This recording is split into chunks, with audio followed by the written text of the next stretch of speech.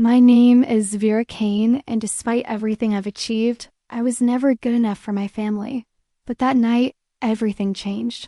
Before I share my story, let me know where you're watching from and hit like and subscribe if you've ever had to walk away from someone who refused to see your worth. I never thought I'd be the type of person to own real estate worth millions by age 32. Growing up in Burlington, Vermont, I was always the quiet one in my family. The one who studied while my cousins partied, who worked summers while they vacationed in the Hamptons. My father, Harrison Kane, owned a successful lumber business, but he never quite understood my ambition to move beyond our small-town roots. The Kane family had deep roots in Vermont. My great-grandfather had started with a single sawmill in 1923, and my father had built it into a regional powerhouse supplying premium lumber to custom home builders throughout New England. The business was successful, but it was also traditional, predictable, and entirely male-dominated. I grew up understanding that my role was to marry well and maybe help with the office work, not to chart my own course in the business world. From an early age, I showed an unusual interest in numbers and patterns, while other kids played with dolls. I was fascinated by the real estate listings in the Burlington Free Press, trying to understand why some properties sold quickly while others lingered on the market. I would walk through neighborhoods, noting which houses were well-maintained and which showed signs of neglect, unconsciously developing an eye for investment potential.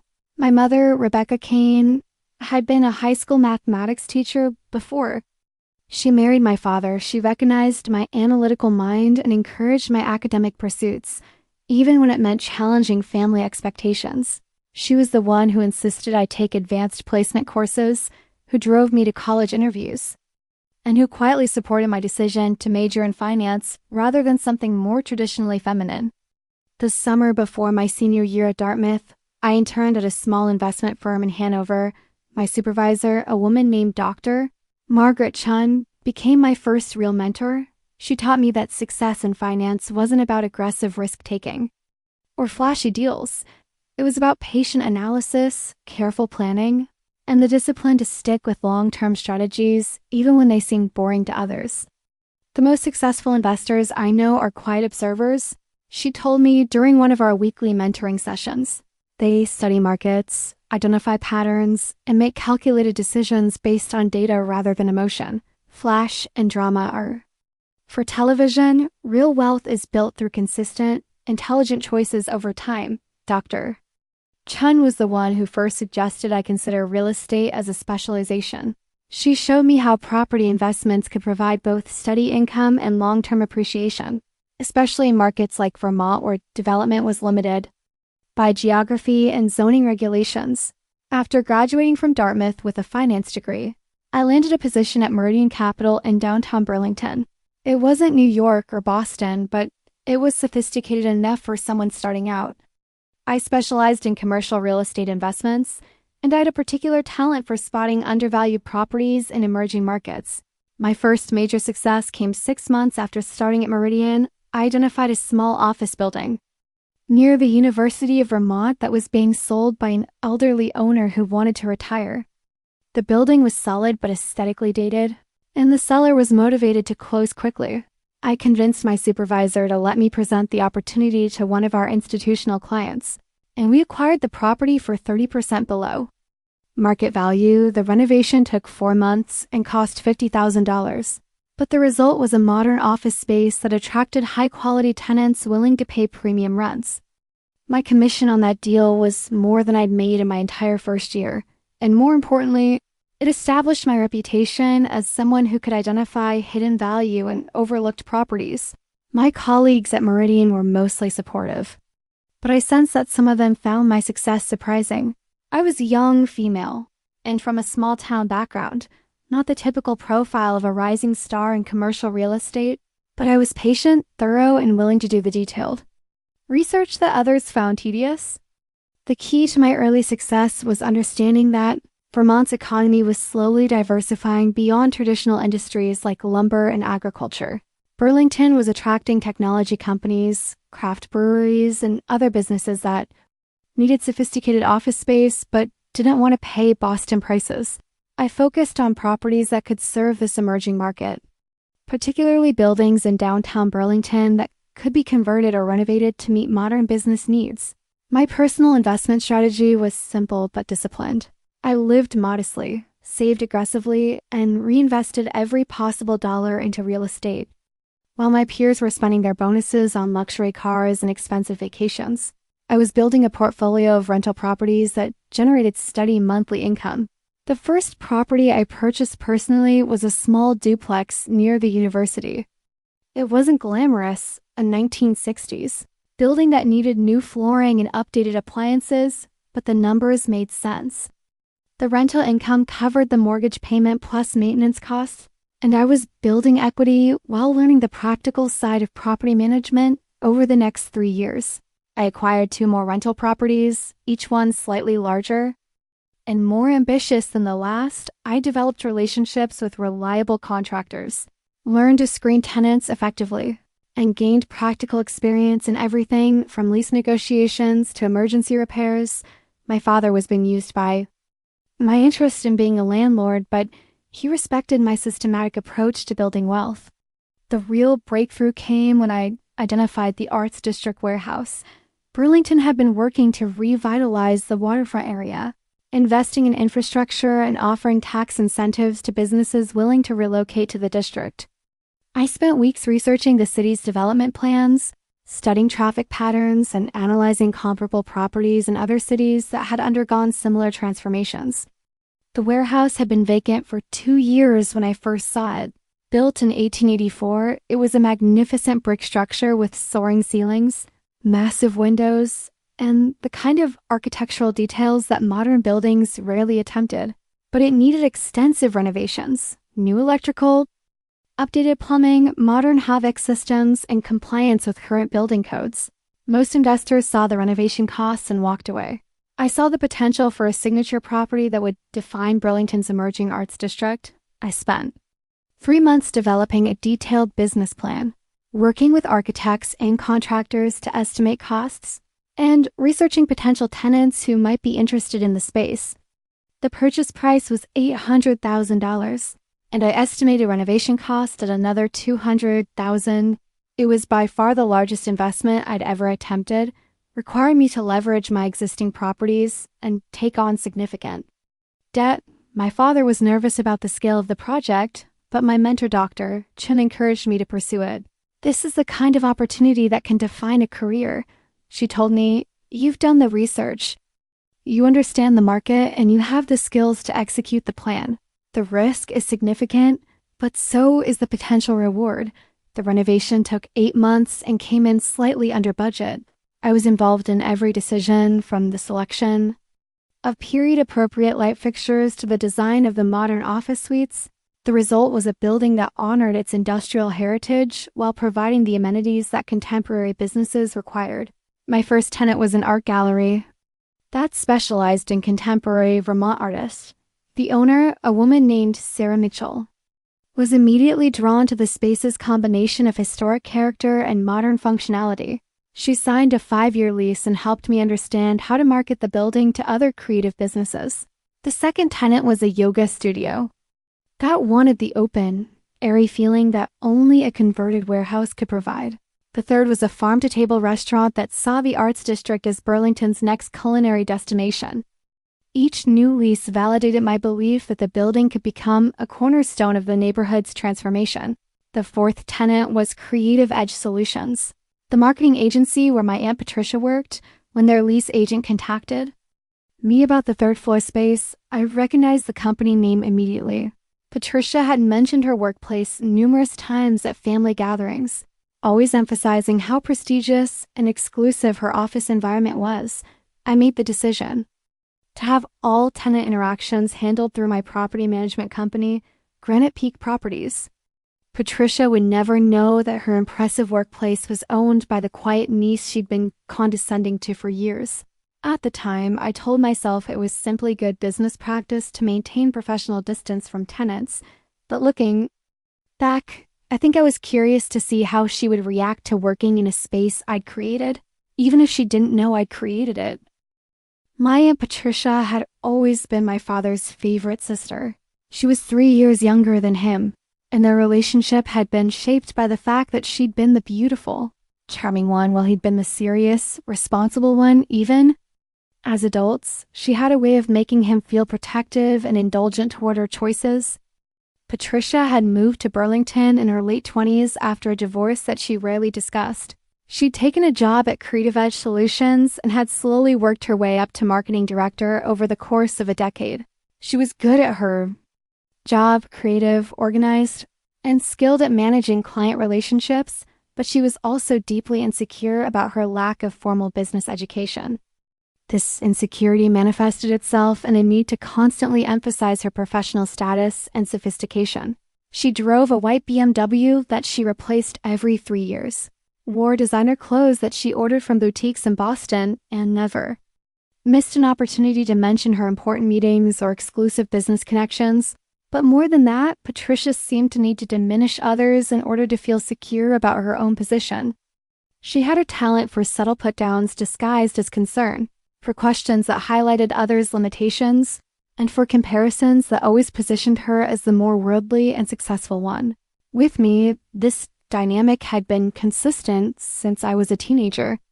Patricia would ask about my grades in a way that suggested she expected them to be mediocre, comment on my appearance in ways that highlighted my plainness compared to her own carefully maintained beauty, and express concern about my career prospects in ways that assumed I lacked ambition or sophistication. Vera's always been such a serious little thing, she would say to other family members, as if seriousness was a character flaw rather than a strength. I worry she's going to have trouble in the real world, where charm and personality matter as much as book smarts. These comments were always delivered with a smile and a tone of loving concern, making them difficult to challenge directly, but they accumulated over the years, creating a family narrative in which Patricia was the successful, sophisticated one and I was the awkward, limited one who might struggle to find her place in the world. The irony was that Patricia's need to appear successful often prevented her from taking the risks that might have led to actual success. She was so focused on maintaining her image of competence that she rarely pushed herself beyond her comfort zone or pursued opportunities that might have elevated her career. When I started at Meridian Capital, Patricia's reaction was typical.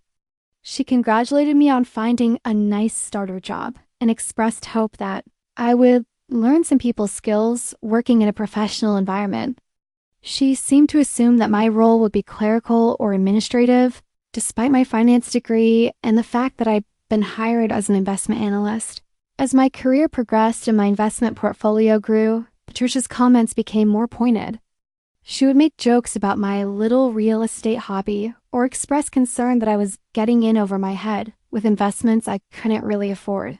She seemed unable to accept that I might actually be successful at something she didn't understand. The most frustrating aspect of this dynamic was how it affected other family members. Patricia's confidence and social skills made her opinions influential, and over time, some relatives began to see me through her lens, as someone who is academically capable, but probably not sophisticated enough for real-world success. My cousin Maya, Patricia's daughter, was one of the few family members who seemed to see through her mother's need to control narratives. Maya was younger than me by 5 years, but she had a natural emotional intelligence that allowed her to recognize when someone was being unfairly characterized. Mom has always been threatened by smart women. Maya told me once during a private conversation, she dropped out of college to get married, and I think she's always regretted it. When she sees you succeeding in business, it reminds her of paths she didn't take. This insight helped me understand Patricia's behavior, but it didn't make it less hurtful. Being consistently underestimated by someone who was supposed to be family was exhausting, and it contributed to my tendency to keep my professional accomplishments private rather than risk having them minimized or dismissed. The workplace dynamics at Creative Edge Solutions were something I learned about gradually through industry connections and casual conversations. Burlington's business community was small enough that news traveled quickly, and I began to understand that Patricia's role there was more complex than she usually presented. Creative Edge was a boutique agency that specialized in marketing for luxury brands and high-end service businesses. It was a respected firm, But it was also conservative and hierarchical in ways that limited opportunities for advancement. Patricia had reached the level of marketing director, but there were only 2 positions above her in the company structure, and both were held by the founding partners who showed no signs of retiring. This meant that Patricia's career had essentially plateaued, though she was reluctant to acknowledge this reality. Instead, she focused on the prestige associated with working for a well-regarded agency in a beautiful office space, using these external markers of success to maintain her sense of professional identity. The irony was that Patricia actually had the skills and experience to succeed as an independent marketing consultant or to start her own agency. She was creative, detail-oriented, and skilled at building client relationships, but she was also risk-averse and dependent on the security of a regular paycheck and established company structure. This risk aversion was something I began to understand better as I learned more about her personal history. Patricia's divorce had been financially devastating. Leaving her with limited savings and a damaged credit rating, she'd worked hard to rebuild her financial stability, but the experience had made her cautious about any situation that might jeopardize her economic security. In contrast, my approach to career building had been shaped by the security of growing up in a financially stable family and the confidence that comes from early professional success. I was able to take calculated risks because I had both the resources and the temperament to handle potential setbacks. These different approaches to risk and security were part of what made Patricia's condescension so frustrating. She criticized my investment activities as imprudent or naive, but her criticism came from a place of fear rather than genuine concern about my decision-making abilities. The months leading up to Maya's engagement party were particularly challenging. In terms of family dynamics, Patricia had been increasingly vocal about her concerns regarding my speculative real estate investments, and she'd begun to frame these concerns as protecting the family's reputation. I just think Vera needs to be more careful about taking on debt she might not be able to handle. She said during one family dinner, "If something goes wrong, it could reflect poorly on all of us." This comment was particularly galling because it suggested that my business activities were somehow reckless or illegitimate. In reality, my investment strategy was conservative and methodical. Based on careful analysis and realistic projections, I had never missed a payment on any of my properties. And my portfolio was generating steady returns that exceeded most traditional investment vehicles. But Patricia's comments created doubt among other family members who didn't have the background to evaluate my business decisions independently. My father, who understood lumber but not real estate, began to worry that I might be overextending myself financially. Other relatives started to see my investments as risky ventures rather than legitimate business activities. This family narrative was part of what made the engagement party such a significant evening. It wasn't just about Patricia's individual behavior. It was about the way her perceptions had shaped the entire family's understanding of my capabilities and prospects. What Patricia didn't know was that I'd been quietly building my investment portfolio since I was 25. Every bonus, every commission, every spare dollar went into real estate. I owned 3 rental properties in Burlington's revitalizing downtown area, a small office building near the university, and my crown jewel, a renovated 19th century brick warehouse in the Arts District that I purchased for $800,000 2 years earlier. The warehouse housed several businesses, including a high-end restaurant, a yoga studio, an art gallery, and on the 3rd floor, Creative Edge Solutions, my Aunt Patricia's workplace. She had no idea I was her landlord. The evening that changed everything was my cousin Maya's engagement party. Maya was Patricia's daughter, and the family had gathered at the elegant Willard Street Inn for what my father called a proper celebration. The venue was Patricia's choice, a beautifully restored Victorian mansion that had been converted into a boutique hotel and event space. It was exactly the kind of sophisticated setting that Patricia loved, with crystal chandeliers, period furniture, and an atmosphere that suggested old money and established taste. I'd driven up from my condo in my understated but expensive Audi A6, wearing a tailored navy dress that I purchased from a boutique in Boston.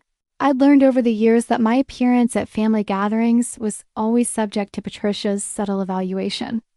So I'd made an effort to look polished and professional without appearing to try too hard. The gift I brought for Maya had required weeks of careful consideration. I wanted to give her something meaningful that would acknowledge the significance of her engagement while also demonstrating my own success and sophistication. After much deliberation, I'd settled on a vintage Cartier watch that had belonged to my grandmother, a beautiful piece from the 1950s that I'd had restored and appraised. At nearly $15,000, the watch was more than just an expensive gift. It was a piece of family history that connected Maya to her great-grandmother, a woman who had been known for her elegance and grace.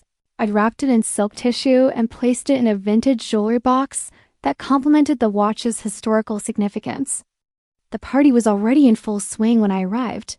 The main reception room was filled with relatives, family friends, and Maya's college friends, all dressed in their finest clothes and enjoying champagne and elaborate hors d'oeuvres. Maya looked radiant in a cream-colored cocktail dress, her engagement ring catching the light as she gestured animatedly while talking to guests. Patricia held court near the bar, her voice carrying across the room as she regaled a group of relatives with stories about her latest marketing campaigns. She was wearing a black silk dress that I recognized as designer, paired with diamond earrings that she'd inherited from our grandmother. Her blonde hair was styled in an elegant updo, and she moved through the crowd with the confidence of someone who knew she was the center of attention.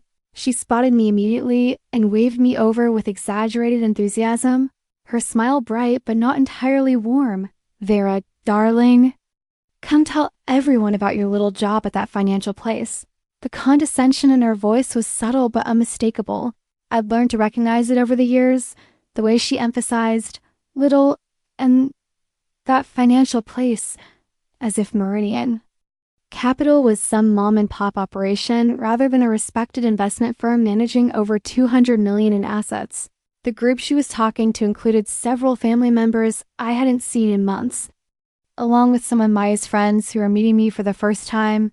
Patricia's introduction immediately positioned me as the less successful cousin, the one with the modest career who needed to be encouraged and supported rather than celebrated. "It's going well, Aunt Patricia. I'm actually being promoted to senior portfolio manager next month." "How wonderful for you," she said, her smile not quite reaching her eyes.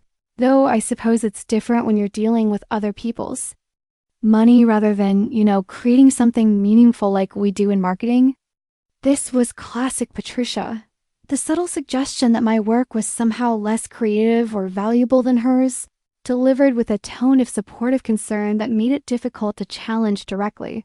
One of Maya's friends, a young woman named Jessica, seemed genuinely interested in my work. "What does a portfolio manager do exactly?" "I help institutional clients invest in commercial real estate," I explained. "We analyze properties, evaluate market conditions, and develop strategies for long-term wealth building." Patricia jumped in before I could continue. "It's very technical work, lots of spreadsheets and analysis. Not everyone has the personality for client relationship building." The implication was clear. I was competent at the analytical side of business, but lacked the interpersonal skills that Patricia considered essential for real success. It was a familiar refrain, one that positioned her as the more well-rounded professional. I decided to focus on Maya rather than engage with Patricia's subtle undermining. I approached my cousin with genuine warmth and handed her my carefully wrapped gift. "Maya, congratulations on your engagement. I hope you'll accept this with my love and best wishes." Maya opened the gift with genuine excitement, gasping when she saw the watch. The entire group gathered around to admire it, and I could see Patricia's expression shift slightly as she realized the significance and value of what I'd given. "Vera, this is absolutely gorgeous. It must have cost a fortune." "It belonged to Grandma Rose," I said quietly. "I thought you should have something from her for your engagement." The mention of our grandmother created a moment of genuine emotion in the group. Rose Kane had been a beloved matriarch, known for her elegance, wisdom, and unwavering support for her family. Having her watch was both an honor and a responsibility. Patricia's expression had shifted from curiosity to something approaching concern. She reached for the watch, examining it with the practiced eye of someone who appreciated luxury goods. Well, it's certainly pretty, she said finally, though I hope you didn't spend your entire savings on it. I know how tight things must be.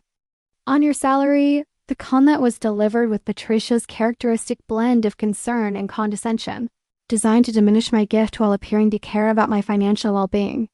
Several people in the group looked uncomfortable, but Maya's expression showed genuine embarrassment at her mother's behavior. Mom, this is incredibly generous, Vera. Thank you so much. But Patricia wasn't finished. She seemed energized by the attention and continued her performance.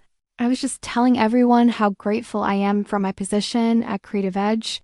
The benefits are incredible, and the location is perfect. We're in this amazing converted warehouse in the Arts District.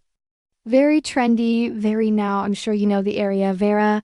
Probably not somewhere you could afford to live, but I'm sure you've walked by. Several relatives nodded approvingly. Patricia had always been skilled at these subtle power plays, positioning herself as the successful one while making others feel small. But tonight, her performance seemed more aggressive than usual, as if my gift had somehow threatened her position as the family's success story.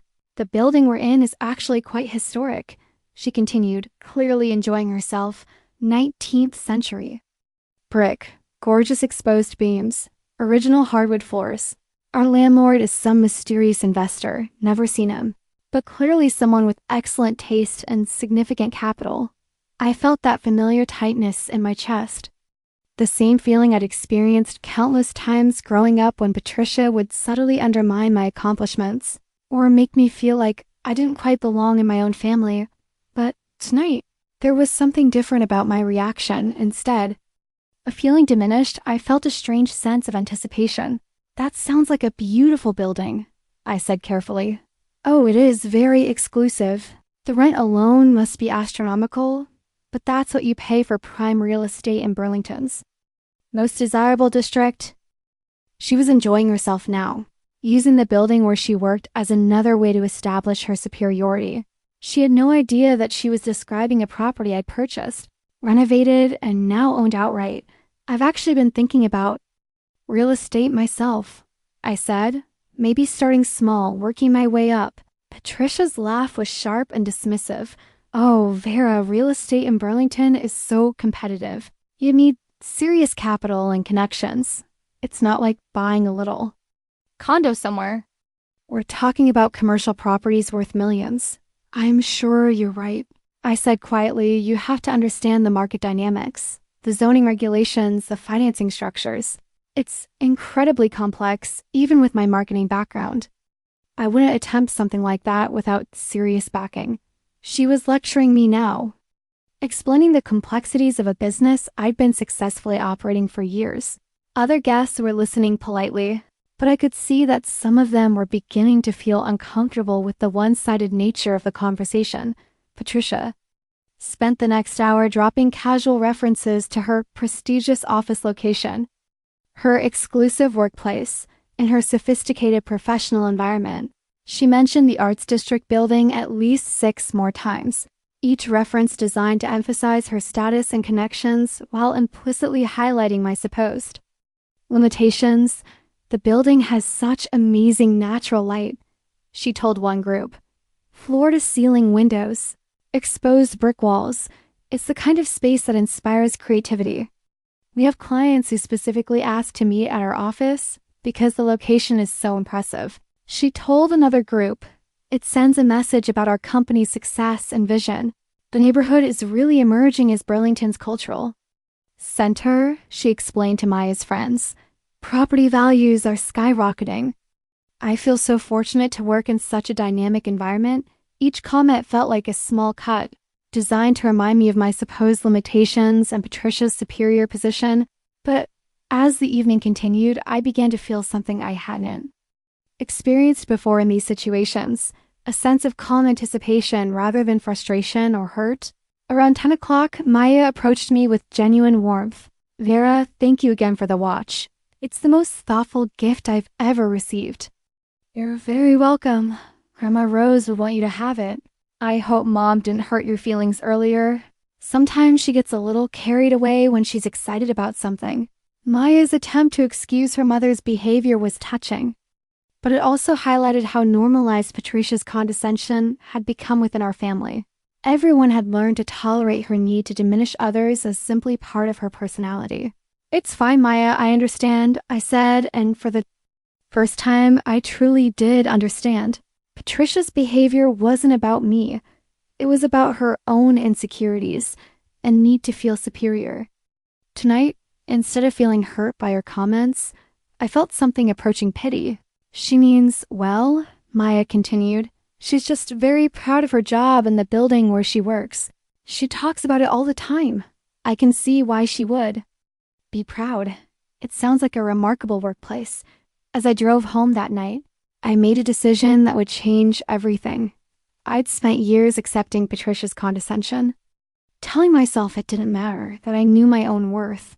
But something about tonight, the way she dismissed my gift, mocked my career, and used her workplace as a weapon against me, had crystallized something inside me. It was time for Patricia to learn exactly who owned the building she was so proud of working in. The next morning, I called my property management company, Granite Peak Properties, and asked them to schedule a routine inspection of the Creative Edge Solutions office space. As the building owner, I had the right to inspect the property with proper notice, though I'd never exercised it before. Schedule it for this Friday at 2 p.m. I told Jennifer, my property manager, I'd like to meet with the tenant personally to discuss the upcoming lease renewal. Jennifer seemed surprised. "That's unusual, Miss Kane. You typically prefer to handle everything through us." "This time, I'd like to be more hands-on." Friday afternoon, I dressed carefully in a charcoal gray suit and my most expensive heels. I arrived at the Art Stick building, my building, at exactly 2 o'clock. The lobby was beautifully maintained with polished concrete floors and exposed brick walls. I'd invested nearly $50,000 in renovations. When I first purchased the property, Jennifer met me at the entrance. "The tenant seemed very eager to meet you. I think they're hoping to negotiate favorable terms for the lease renewal." We took the elevator to the 3rd floor. Creative Edge Solutions occupied the entire level, with floor-to-ceiling windows offering stunning views of Lake Champlain. The space was exactly as I'd envisioned when I designed the renovations.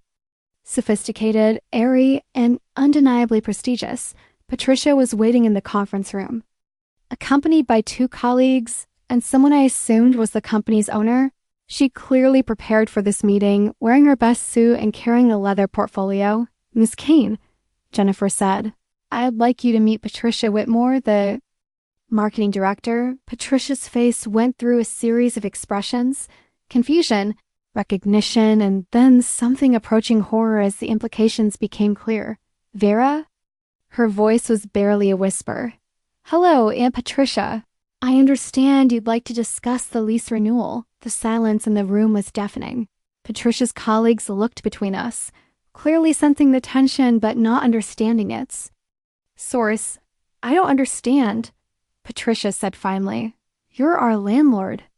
I've owned this building for 2 years. I believe you mentioned at Maya's engagement party that you've never met the mysterious investor who owns your workspace." Patricia's face had gone pale. "I had no idea." "I'm sure you didn't. You seemed quite impressed with the building's exclusivity and the landlord's substantial capital. The meeting that followed was professional but surreal.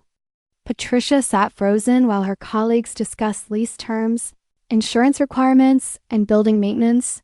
I was courteous but businesslike, treating her exactly as I would any other tenant. "The current lease expires in 3 months," I said, reviewing my notes. "Given the building's location in Burlington's most desirable district, I'll need to adjust the rent to reflect current market rates." "By how much?" Patricia asked quietly. 18%. The arts district has appreciated significantly, and comparable spaces are commanding premium prices. Patricia's boss, a woman named Sandra, nodded approvingly. "That seems reasonable for a property of this caliber." "I'm glad you think so," I said. "Ms. Whitmore, you mentioned at the engagement party that the rent must already be astronomical. You were quite right." Patricia said nothing.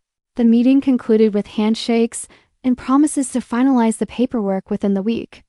As everyone prepared to leave, Patricia lingered behind. Vera, I need to apologize. For what specifically? For last weekend, for the things I said about your career, about real estate, about this building. I had no idea you were so successful. You had no idea because you never asked. You assumed my limitations based on your own perceptions. Patricia's eyes filled with tears. I've been terrible to you over the years. I know that now. You haven't been terrible. Patricia, you've been condescending. There's a difference. How long have you owned this building? 2 years. I bought it the same month you started working here. And you never said anything? Why would I? You seemed so impressed with your prestigious workplace and mysterious landlord. I didn't want to spoil the mystique. Patricia sat down heavily in one of the conference room chairs. I feel like such a fool. You're not a fool. You're someone who made assumptions about a person you thought you knew. Your father's going to be shocked when he finds out. He already knows. I've been updating him on my investments for years. He's quite proud, actually. That was the truth. My father had been quietly impressed by my business acumen. Even if he didn't always understand my methods, he'd been the one to suggest I consider commercial real estate as a long-term investment strategy. I don't know what to say, Patricia admitted. You don't need to say anything. Just remember that success comes in many forms, and financial achievement isn't always visible or announced. I gathered my papers and prepared to leave. The lease renewal will be processed through Granite Peak Properties as usual. I hope Creative Edge Solutions continues to thrive in this space. Vera, wait. I turned back. Will you still come to family gatherings? I know I've made you uncomfortable in the past. I'll come because I love Maya and the rest of the family. But I won't tolerate being diminished or dismissed. I hope you can understand that. Patricia nodded. I understand. As I walked through the lobby of my building, I felt something I hadn't experienced in years, a sense of quiet justice. I hadn't set out to humiliate Patricia or prove a point. I'd simply revealed a truth that had been hidden in plain sight. The following week, Maya called me. Vera, I have to ask, did you really buy Mom's building just to make a point? I bought the building because it was an excellent investment opportunity. The fact that your mother worked there was a coincidence. She's been different since your meeting, more humble, I guess. She keeps talking about how successful you are. Success isn't about making others feel small, Maya. It's about building something meaningful. She feels terrible about the engagement party. She should, but I hope she learns from it. 6 months later, at Maya's wedding, Patricia approached me during the reception. Vera, I wanted to thank you. For what? For the lesson he taught me? About assumptions, about humility, about really seeing people. I didn't teach you anything. Patricia, you learned it yourself. I've been thinking about what you said, about success taking many forms. I realize I've been measuring worth by the wrong standards. We all do that sometimes. I also want you to know that Creative Edge Solutions is thriving in the Arts District space. We signed a new client last month specifically because they were impressed by our office location. I'm glad to hear it.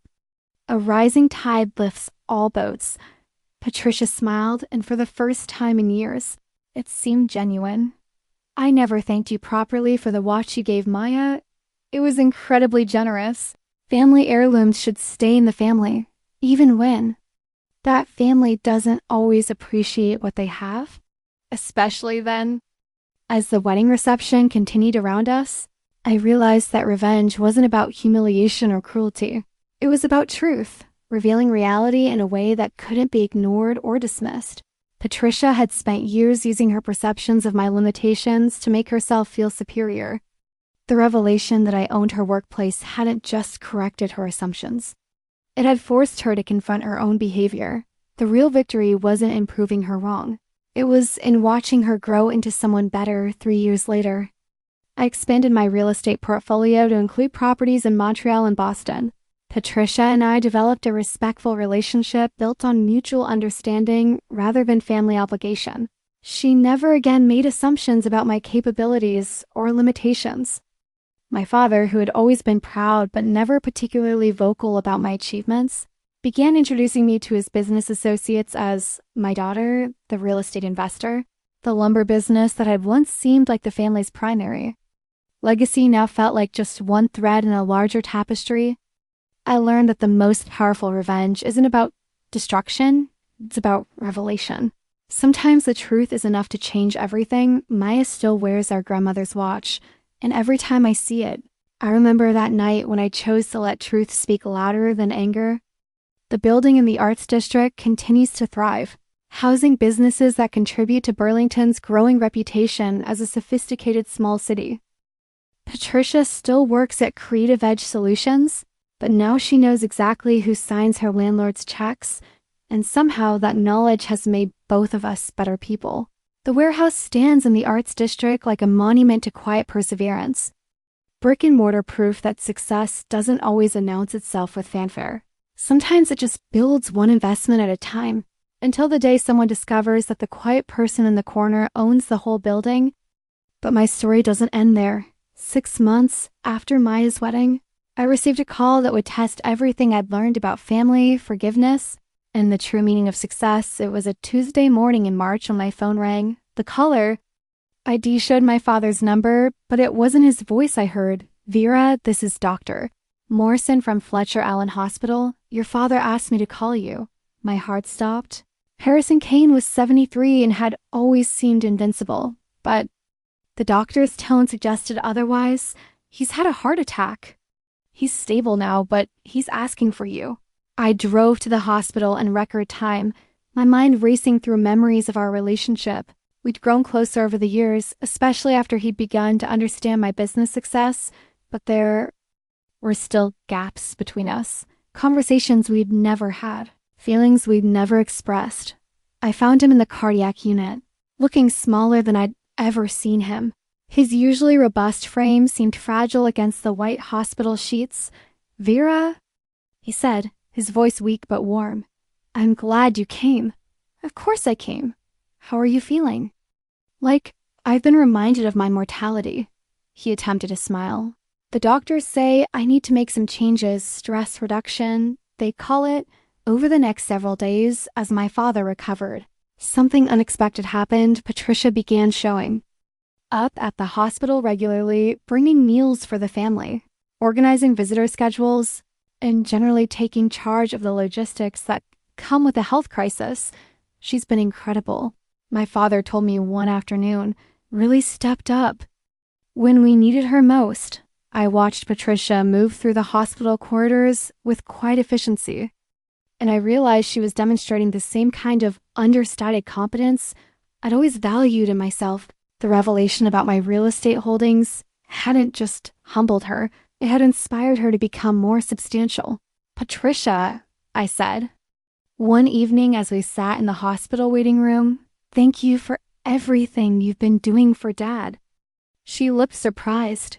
"He's family, Vera. This is what family does." "Not all family. Some people disappear when things get difficult. I disappeared in a different way for years," she said quietly. "I was so focused on appearing successful that I forgot what actually mattered. What changed?" Patricia was quiet for a long moment. "That day in the conference room when I realized you owned my building, I went home and looked at my life differently. I'd been so proud of working in that beautiful space, but I'd never asked myself what I was actually contributing. I was just occupying space that someone else had created. Your marketing work is important. It's competent work, but it's not visionary. You saw potential in that building when it was just an empty warehouse. You transformed it into something that serves the community. I just showed up and took credit for the ambience." This was a side of Patricia I'd never seen, reflective, genuinely humble, and surprisingly insightful. "I've been thinking about starting my own agency," she continued. "Something smaller, more focused on helping local businesses rather than just creating pretty campaigns for established brands. That sounds like meaningful work. It's terrifying, actually. I've been comfortable being a big fish in a small pond. Starting over means admitting I have more to learn."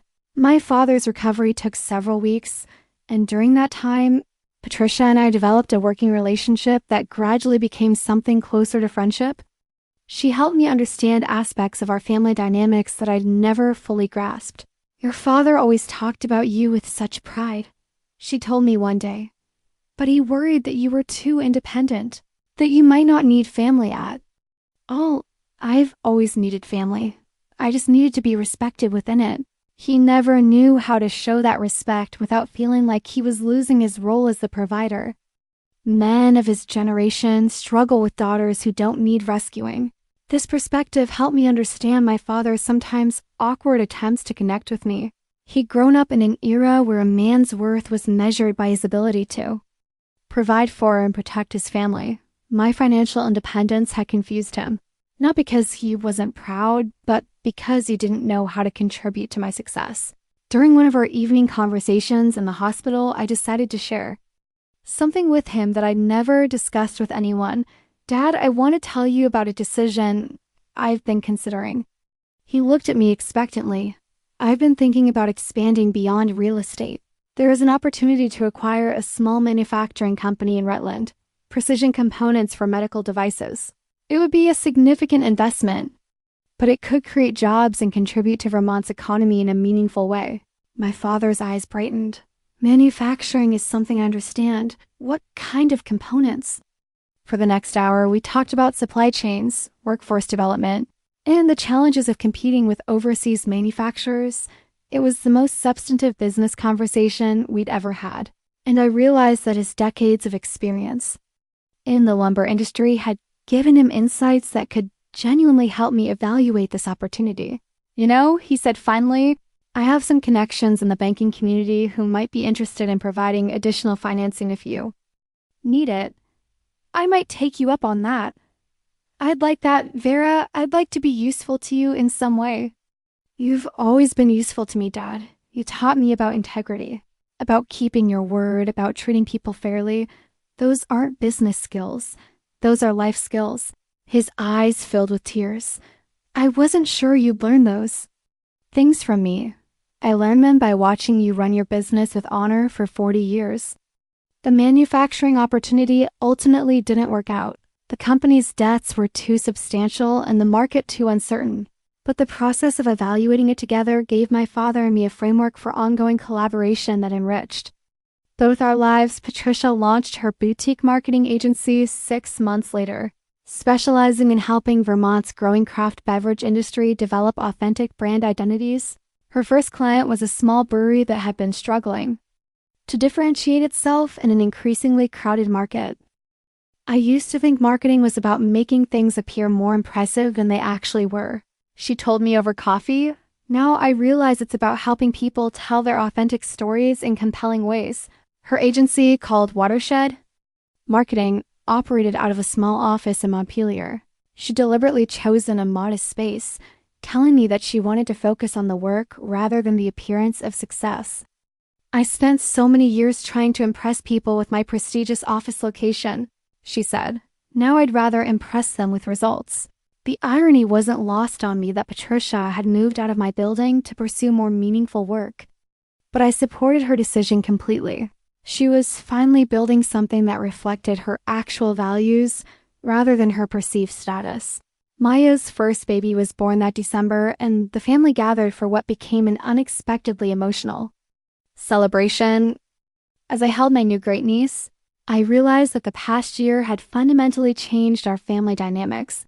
Patricia had evolved from someone who used others' perceived limitations to prop up her own ego into someone who genuinely supported other people's success. My father had moved from patriarch to collaborator, offering guidance without trying to control outcomes. And I had learned that true strength sometimes means allowing others to grow at their own pace. The baby's christening was held at the same venue where Maya's engagement party had taken place 8 months earlier. As I watched Patricia interact with the other family members, I marveled at how different she seemed. She listened more than she spoke, asked thoughtful questions, and never once mentioned her own achievements unless directly asked. She's become someone I actually enjoy spending time with, Maya confided to me during the reception. It's like she finally figured out who she wanted to be.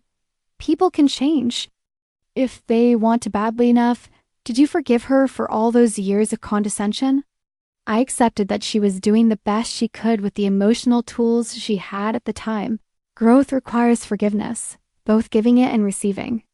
That evening, as the family celebration wound down, Patricia approached me with an envelope. "What's this?" I asked. "A letter I wrote but never sent. I wrote it the day after I found out you owned my building. I wanted you to read it now, when you might understand what I was really trying to say." I opened the envelope and found 3 pages of handwritten text. The letter was raw, honest, and filled with genuine remorse for years of subtle cruelty disguised as family concern. But more than that, it was a recognition of my character and achievements that I'd never heard from her before. "You didn't have to share this with me," I said after reading it. "I did, actually. I need you to know that I saw who you really were, even when I was too insecure to acknowledge it properly.